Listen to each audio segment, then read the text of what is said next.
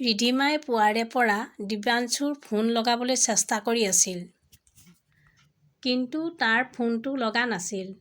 অৱশেষত আবেলি 4 বজাত তাৰ ফোন আহিলত ৰিধিমাই চিন্তিত সুৰেৰে ক'লে, "কিয় তোমাৰ ফোনটো পুৱাৰে পৰা লগা নাছিল?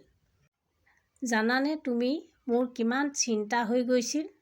তেতিয়া দিব্যাংশুৱে ক'লে, "অঁ সোণজনী, মোৰ ফোনটো অলপ বেয়া হৈছিল।"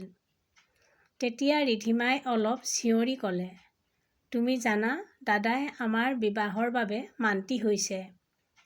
ৰিধিমাৰ কথা শুনি দিব্যাংশু আনন্দিত হ'ল আৰু ক'লে, "এই চমৎকাৰ কিদৰে হ'ল? কালিলৈকেতো তেওঁ আমাৰ সম্পৰ্কৰ বিৰোধিতা কৰিছিল।" ৰিধিমাই খিলখিলাই হাঁহি মাৰি ক'লে, "মই কৈ দিছিলোঁ, যদি মই বিয়াত বহোঁ কেৱল দিব্যাংশুৰ লগতহে বহিম, নহ'লে জীৱনত মই বিবাহতে নবহোঁ। আৰু দেখিলা, দাদায়ে মোৰ সুখৰ বাবে মান্তি হৈ গ'ল ন? দেখিলা, মই কৈছিলোঁ নহয়, মোৰ দাদায়ে মোৰ সুখৰ বাবে মোৰ সকলো কথা মানি ল'ব।" আজি ৰিধিমাৰ সুখৰ কোনো সীমা নাছিল। ৰিধিমাৰ কথা শুনি দিব্যাংশু বহুত সুখী হৈ পৰিল। আজি 6 মাহৰ পৰা দুয়ো বহুত কষ্টৰ মাজত আছিল। যেতিয়াৰ পৰা ৰিধিমাৰ ককায়েক যতীনে ৰিধিমা আৰু দিব্যাংশুৰ সম্পৰ্কৰ কথা গম পালে, তেতিয়াৰ পৰা ককায়েকে বহুত অসন্তোষ হৈ আছিল। আৰু সদায়ে ৰিধিমাই যেন দিব্যাংশুক পাহৰি যায়, তাৰ বাবে ককায়েকে তাইক জোৰ কৰিছিল। অৱশেষত যোৱা নিশা যতীনে ভনীয়েকৰ কথা মানি লৈছিল।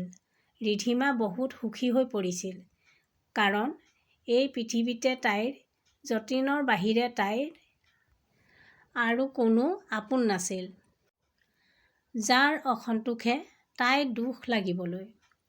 ৰিধিমা যেতিয়া 5 বছৰীয়া আছিল, তেতিয়া মাকৰ অসুস্থতাৰ বাবে মাকে মৃত্যুক সাৱটি লৈছিল। সেই সময়ত যতীন 13 বছৰীয়া আছিল। মাক গুচি যোৱাৰ পাছত সিয়ে ভনীয়েকৰ চোৱা-চিতা সকলো কৰিছিল। তাহাঁতৰ দেউতাক অফিচৰ কামত দিনটো বাহিৰতে থাকিছিল।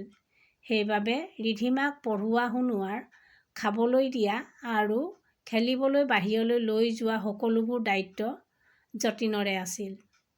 সেইবাবে ৰিধিমাই ককায়েকক বহুতেই ভাল পাইছিল। তেনেদৰে লাহে লাহে সময় পাৰ হৈ গ'ল আৰু এদিন নিশা ৰিধিমাৰ দেউতাকেও হাৰ্ট এটেকৰ বাবে মৃত্যুক সাৱটি ল'লে। এতিয়া দুয়ো ককায়েক-ভনীয়েকে এজনে আনজনৰ লগৰীয়া হৈ পৰিছিল। ৰিধিমাৰ ককায়েক যতীনে দেউতাকৰ অফিচতে চাকৰি পালে আৰু ৰিধিমাই কলেজত ভৰি দিছিল। কলেজতে ৰিধিমা আৰু দিব্যাংশুৱে লগ পাইছিল আৰু তেতিয়াৰ পৰা দুয়োৱে এজনে আনজনক পচন্দ কৰিছিল। দিব্যাংশুৱে কেতিয়াও তাইক ৰঙা গোলাপ আনি দিয়া নাছিল, কিন্তু ৰিধিমা অলপ কিবা হোৱা দেখা পালেই তাইক তৎক্ষণাত ডক্তৰৰ ওচৰলৈ লৈ গৈছিল।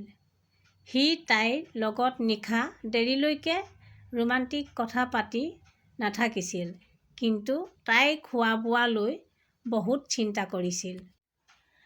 দিব্যাংশুৱে একেবাৰে এজনী কণমানিৰ দৰে ৰিধিমাক চোৱা-চিতা কৰিছিল। সেইবাবে ৰিধিমাৰ দিব্যাংশুৰ এনে মৰমক দেখা পাই তাইৰ অন্তৰখন চুই গৈছিল। দিব্যাংশুৰ মাক-দেউতাকো বহুত সহজ-সৰল আছিল আৰু তেওঁলোকৰো দিব্যাংশু আৰু ৰিধিমাৰ সম্পৰ্কক লৈ কোনো অভিযোগ নাছিল। আৰু এতিয়া ৰিধিমাৰ ককায়েকেও মানি গৈছিল। এতিয়া আৰু ইয়াতকৈ ৰিধিমাক কি লাগে? ৰিধিমা আজি বহুত সুখী হৈ আছিল। সেইবাবে তাই আজি ককায়েকে ভালপোৱা পনীৰ বনাইছিল। ৰিধিমাৰ সকলো বনাই হৈ গৈছিল, কিন্তু আজি 10 বজালৈকে যতীন ঘৰলৈ অহা নাছিল।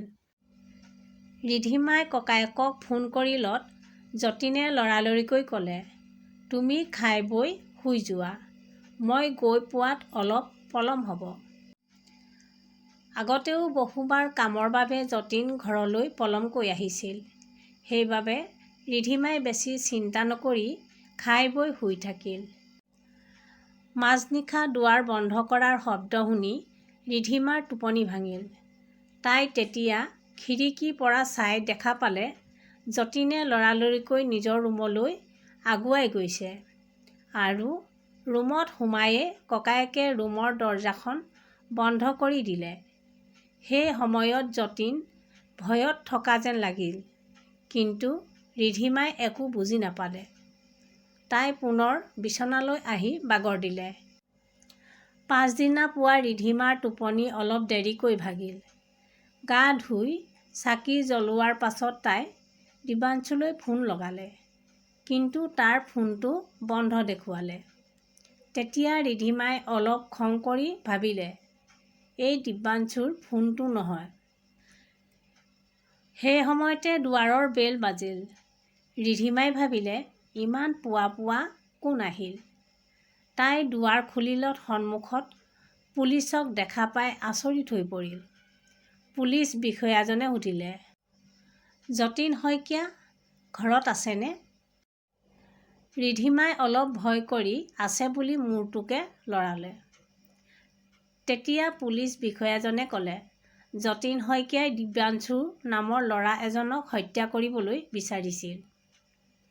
দিব্যাঞ্চুৰ মোবাইলত শেষৰ ফোনটো যতীন শইকীয়াৰে আছিল আৰু দিব্যাঞ্চুৰ বন্ধুসকলে এই কথা কৈছে যে যোৱা নিশা দিব্যাঞ্চু আৰু যতীন শইকীয়া লগ কৰাৰ কথা আছিল। যিখন গাড়ীয়ে দিব্যাঞ্চুক খুন্দা মাৰিছিলে, সেই গাড়ীৰ চালকজন বৰ্তমান আমাৰ হাতত আৰু সি নিজৰ কৰ্মক স্বীকাৰ কৰি কৈছে যে সেই সময়ত গাড়ীখন যতীন শইকীয়াই চলাইছিল আৰু সি জানি বুজি দিব্যাঞ্চুক খুন্দা মাৰিছিল।